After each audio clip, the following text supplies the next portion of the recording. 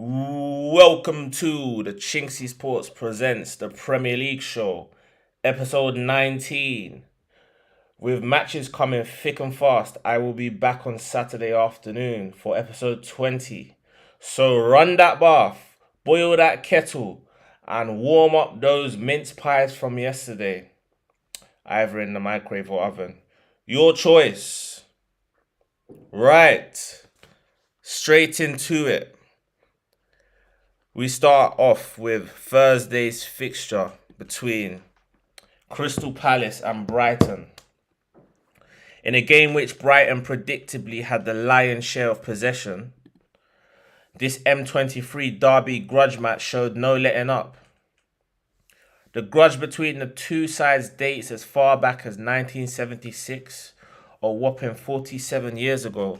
Both teams scored identical goals, both from in-swinging crosses from the right wing by Michael Olise to Jordan Ayew and Pascal Gross to Danny Welbeck, who came on as a half-time substitute and equalised in the last 10 minutes of normal time.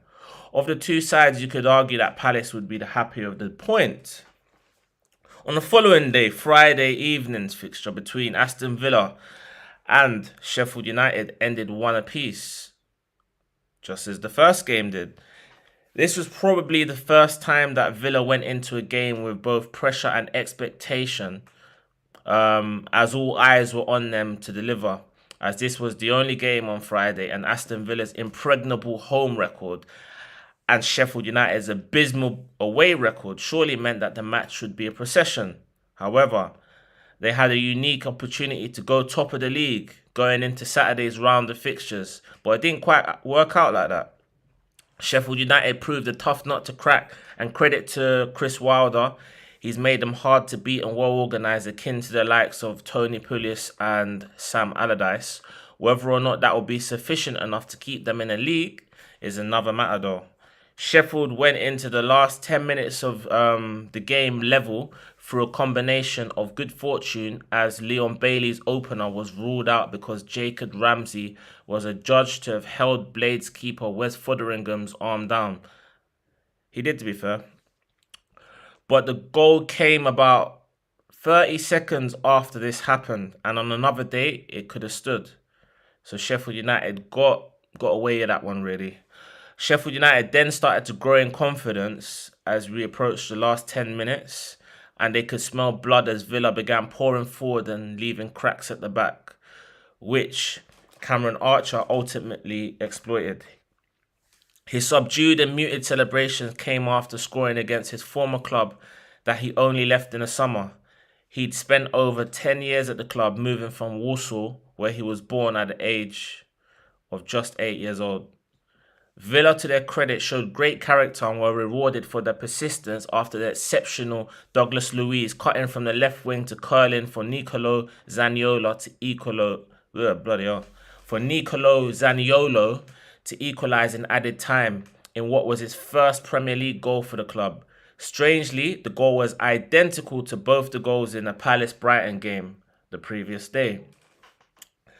Right, Saturday's fixture was the midday kickoff at the London Stadium between West Ham United and Manchester United. It ended 2-0 to the Hammers. So they obviously hit back in a good way after losing 5-1 to Liverpool in midweek. It appears that Mohamed Kudus and Jarrod Bowen are trying to outdo each other every week, and it's benefiting the team as a whole. Add to that their number 10, Lucas Paqueta, feeding the pair of them. His ball to Bowen for West Ham's first goal broke the lines as was simply world class. The thing about Kudus is that he's a sharp shooter and strikes the ball so cleanly and accurately, so you don't really want to be allowing him opportunities to shoot at your goal by any means. You hear that, Arsenal? Manchester United are in dire straits, and I sense that it's only a matter of time before Ten Hag loses his job. They've now gone 4 straight games without scoring a single goal and face an Aston Villa side who'll go to Old Trafford smelling blood and confident of a victory in their quest for the title. That should be an interesting game to watch later on. I believe it's an 8 o'clock kickoff. Another 3 o'clock, well, the first 3 o'clock kickoff or one of the many 3 o'clock kickoffs, was at Craven Cottage between Fulham and Burnley. It ended 2-0 to Burnley. Burnley South African international striker Lyle Foster made his return after citing mental health struggles in the summer. He's going to be important for Vincent Kompany's side for the second half of the campaign, as he's someone that I'm sure will be the main source for goals. He's got himself an assist for French teenage winger Wilson Odubert to open the scoring. Odubert then set up Norwegian midfielder Sander Berge to make it 2-0. This will go down as a shock win for Burnley against Fulham, given how the Cottagers had won their last 2 home fixtures 5-0. Oh, how things can change in football. Fulham have now lost their last 2 league games without scoring and face a daunting trip, kind of daunting, to the league's most informed side, Bournemouth, before playing host to table toppers Arsenal on New Year's Eve on Sunday, a team that they haven't beaten, home or away, for 11 years and have lost 5 straight home games to. Wow. Nottingham Forest v Bournemouth ended 3-2 to the Cherries, Bournemouth, after Willy Bolly, for me, was wrongly sent off for 2 bookable offences, the second of which after he made 2 challenges in quick succession, getting to the ball first on both occasions. Forest were up against it. They were up against an informed Bournemouth side. The first half ended 0-0, but the match ended 3-2.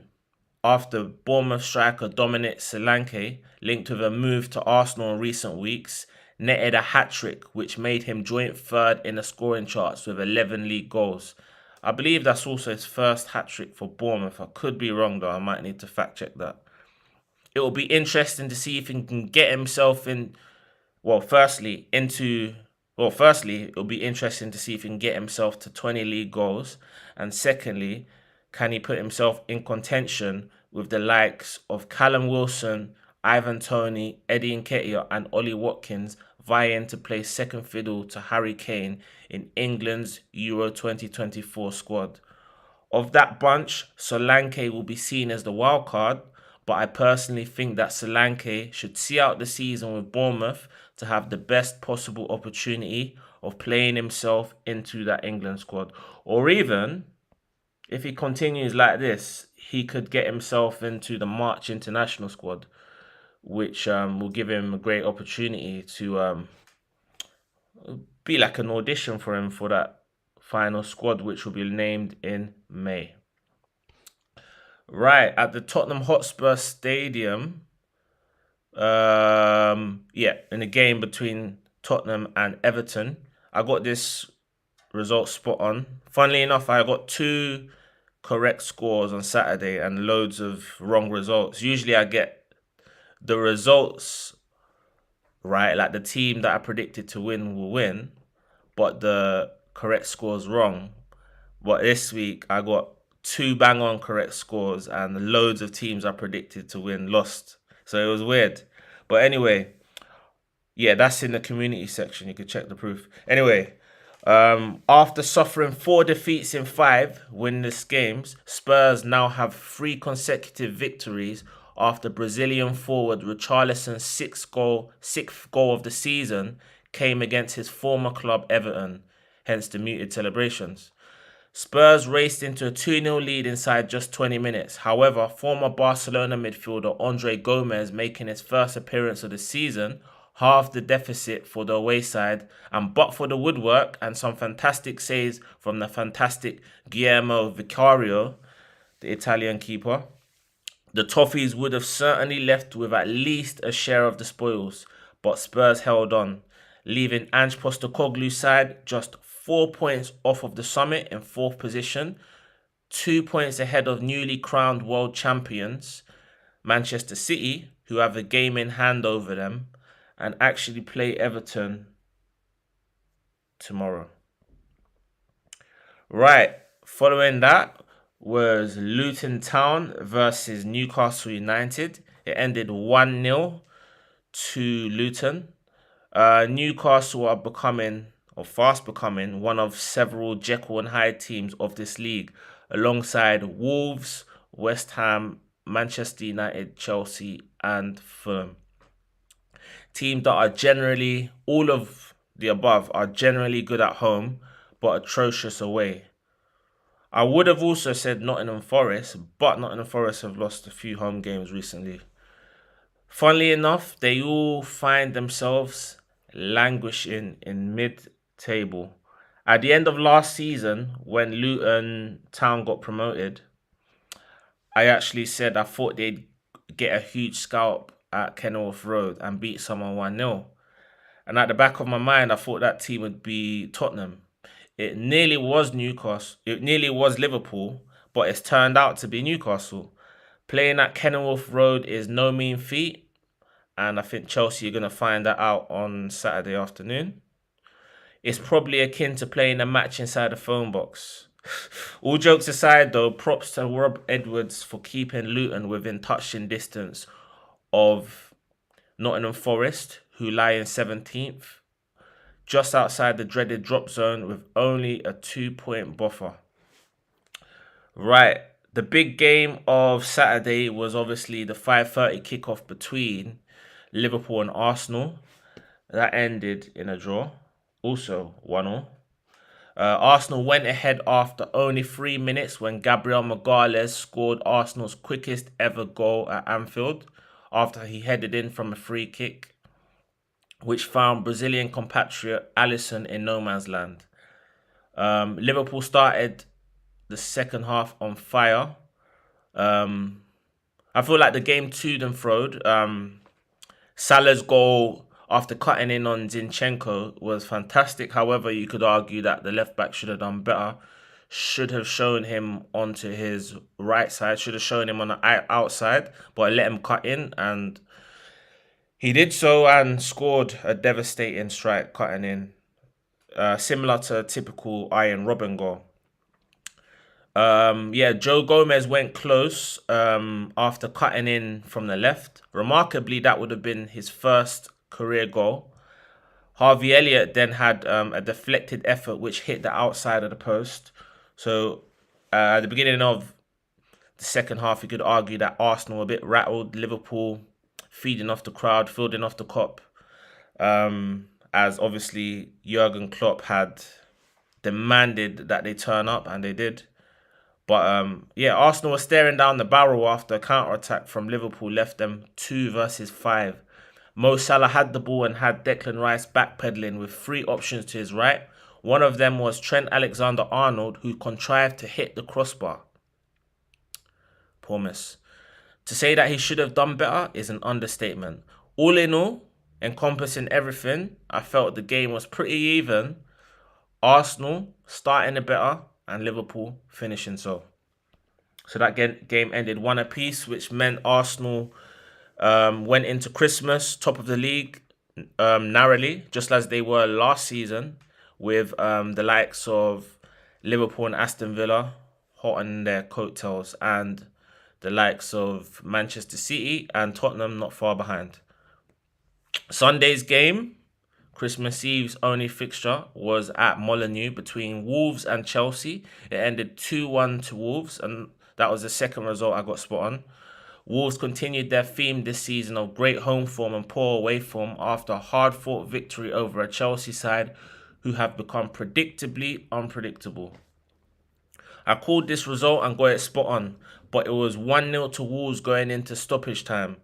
Only God knows why Raheem Sterling, who had Cole Palmer and Nicholas Jackson to his right, but opted to go for goal instead. Greedy. On the bright side for Chelsea, Christopher Nkunku came off the bench to head in a Raheem Sterling cross to bag his first competitive goal for Chelsea in just his second appearance. Competitive appearance, that is. As he continues to build up his match sharpness, he looks like he's been in the gym and clearly adds another dimension to the Blues' attack. Raheem Sterling got booked for diving late on in the game, meaning that he'll miss the trip to Luton. So it'll be interesting to see if Nkunku has built up enough match fitness to start that game on Saturday afternoon. Right, fixtures, my predictions and why. Starts off at St James's Park with the game that is currently probably around half time now. I have no idea what the score is, but my prediction for this was 2-0 to Newcastle. Having seen both teams' starting lineup, I've noticed that Nottingham Forest have gone really attacking. They've gone for it. They're playing both Anthony Elanga and Callum Hudson-Odoi on the wings, with Morgan Gibbs-White behind Chris Wood, meaning they've got 4 attacking players there. So obviously it looks like they're trying to take the game to Newcastle. Most of this season, they have opted to play Elanga on the left and Gibbs-White on the right. That's hard to say. With Odoi on the bench through injury and just tactical decisions. However, in this one, Nuno Espirito Santo's clearly gone for it, probably trying to play on a counter-attack. With Newcastle, Lewis Miley still continues to play with Bruno Guimaraes and Sean Longstaff in that midfield. So there's a lot of energy there with Almiron. They've opted to bring in Alexander Isak and obviously Anthony Gordon there. So that's a really strong side. They've also got Fabian Schär back to partner. What's his name? What is his name? To partner the other centre back, top quality centre back. I don't want to check his name because I'll see the score. But for me, I feel like Newcastle are getting their team back and they look strong. So I think they should win this 2-0. Following that is 3 o'clock fixture between Bournemouth and Fulham. I'm sure a lot of people will think Bournemouth are just going to win this. However, I don't think it'll be that easy. Fulham have come off the back of 2 defeats. By the way, his name was Sven Botman. That's the one. Yeah, that was frustrating me. Anyway, Fulham have come off the back of 2 defeats consecutively without scoring. And I don't think they're going to allow themselves to get a third because we know who they're playing on Sunday. But I think Fulham are going to actually take the lead in this one. And I think Bournemouth are going to come back. They've got a lot of firepower, a lot of options on the wing, with the likes of Antoine Semenyo, for me, who's been the best player. Marcus Tavernier. They've got Philip Billing in there. They've also got Sinisterra. They've got a lot of, and obviously Justin Kluivert. So they've got a lot of firepower in there. And then Dom Solanke has come off the back of a hat-trick in his previous game and is on 11 league goals. So he will be looking to add to his tally. And I'm sure from this point onwards, he'll be disappointed if he doesn't get 16, 17 league goals. I mean, surely he'll probably be aiming for 20. But I've gone for a score draw, 1-1. Sheffield United versus Luton is an interesting one. I might watch that one. I've got to decide whether I'm going to watch the Bournemouth Fulham or the Sheffield United Luton game. I don't know, I'll decide later. But after Cameron Archer opened the scoring for Sheffield United against his former club on Friday night, during United's impressive draw at Villa, which halted their 15-game winning streak at home, I'm expecting Chris Wilder to pretty much name an identical lineup, even with talisman Ollie McBurney fit, ready and available. I doubt he'll drop Archer, but I'm sure he may play McBurney alongside him, as he came on in a brief cameo and put himself about at Villa Park. Luton, on the other hand, have found wins hard to come by and have struggled to build momentum after a win. So I think they've won 2 games before this, if I'm not wrong, or 3. But whenever they've won, they haven't followed it up with points, with either a draw or win. They'll be looking for another positive result, and by that I mean a draw. And I'm sure Rob Edwards would begrudgingly settle for a draw, especially after beating Newcastle on Saturday. Plus, they're their away side. A draw would make it 4 points from a possible 6 for Luton ahead of Saturday lunchtime's game against Chelsea. To say the onus is on Sheffield United to pick up all 3 points is an understatement. If ever there was a game which epitomises a relegation 6-pointer, it's this one. And because of that, I think it's going to be a stalemate. 1-1. Right. The 5:30 kickoff, I believe, is at Turf Moor between Burnley, who picked up a very impressive victory at Fulham, and Liverpool, who have gone from top to potentially, who knows, if they don't win this, they could end up 3rd or 4th. So after not scoring or winning either of their last two games, both at home. Um, you just feel that Liverpool cannot afford to drop points in this game. And Liverpool have been quite solid in the league. Their defence was very good on Saturday with Konate and Van Dijk back to their best. I've gone for a 2-0 win to Liverpool. I just feel that they've got a lot of quality. Obviously, the forward line is misfiring a bit this season, but Mo Salah's been the constant. And if he's not scoring, he's getting assists. And with the likes of Gakpo, Szoboszlai, I've gone blank. Gakpo, Szoboszlai, Diaz, Jota's out injured, obviously. Nunes. There's a lot of options. Even if one's misfiring, someone's going to score eventually. 2-0 Liverpool. Right, the game I'm actually intrigued by the most this week is the one at Old Trafford between the erratic Manchester United and Aston Villa side, who don't travel well, but will be looking to bounce back after a disappointing draw against Sheffield United. The thing is, if Manchester United play anything like they did against Chelsea, then they're in with a shout of winning this game. However, if we get to Man United in the last 4 games that haven't scored, then you can't look past Villa for this. But I'm gonna stick my neck out and say Man United are gonna win this one just because of home advantage. I've gone 2-1 to United. However, any result in this game wouldn't surprise me. It's a really tight and close to cool game, but I just feel they're just gonna grind this one out somehow. 2-1. Right, following that game is Brentford and Wolves. It's a tight one. Wolves don't travel well, as I've mentioned quite a bit in the last few podcasts.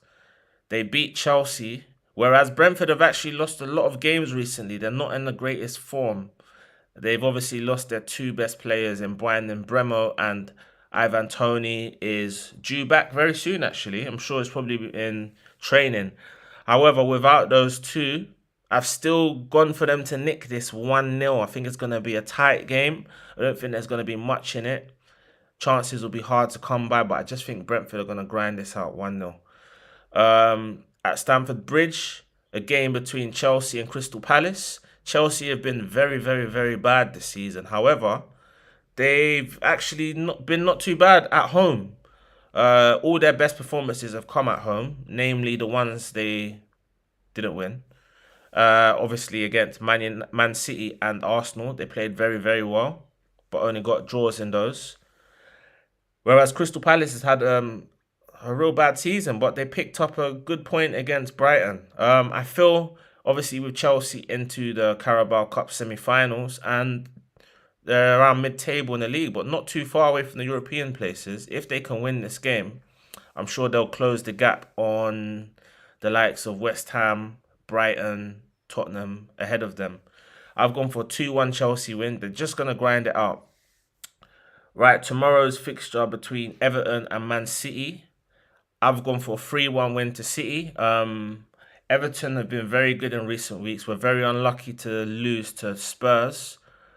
Obviously, last season, I believe it was April, May time, City travelled to Goodison Park and smashed them 3-0 when everyone saw it as a potential banana skin in a title running for City, as they chased down Arsenal. However, Everton have reinvigorated themselves in recent weeks, and will be looking to build on good performances. It'll make it hard for City, but I just think with that World Club Cup win, I think they might start getting into their groove. Although I've said this a lot of times this season, I just can't see beyond the City win. 3-1. Right, the penultimate game of the week is going to be one of the good ones. One of the ones I'm interested in the most is at the Amex Stadium between Brighton and Tottenham Hotspur. You could say European football has it's been tough for Brighton to balance European football with their Premier League form, and obviously it's taken a toll on them. In saying that, they're not far away from the European spots. So they're about 8th, 9th in the league, whereas Tottenham have got into their groove again after some bad results, going 5 games without a win, 4 defeats and a draw. They've now won 3 in a row, away from home to Brighton. I think it's going to be a good game of football, attacking. Both teams will go for it. However, Brighton have lost a few key players. Ansu Fati's out until February, I read, and Mitoma's doubtful for the game.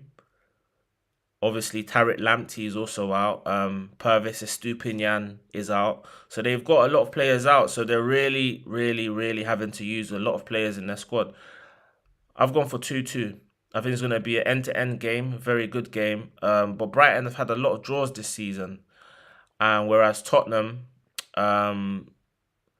play an attacking brand of football, which is going to obviously create chances, but gift chances to the opposition, with the likes of Welbeck back scoring and what's his name, Ferguson.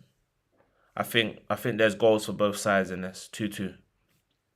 Right, the last game of the game week, which is Thursday's fixture between Arsenal and West Ham United. I feel it's going to be 3-0 to Arsenal. I believe Arsenal are going to dominate the game, but it's clear who the threats are for the visitors. I've mentioned them several times over the last 2 podcasts. Obviously, Lucas Paqueta providing for the clinical duo of Kudos and Bowen. The key is for Arsenal to keep the ball and to keep the ball away from Paqueta. West Ham will try and be compact and resolute with a low block and play on the break. Also, James Ward-Prowse's set pieces will be a threat too, so don't give free kicks and corners away. As they showed against Brighton, that they don't need much possession to win games away from home. They've also already beaten Arsenal this season in the Carabao Cup, one of the few teams to do so, along with Lens, Newcastle and Aston Villa. And when you add in the Declan Rice factor, playing against his former club, this should make for an intriguing game. I think the key in this game is if Arsenal can score early to open West Ham up. And to do so, they'll need to be more clinical than they've been in recent weeks. I think Arsenal, though, will have too much for West Ham. And I'm going for a 3-0 home win. See you on Saturday afternoon.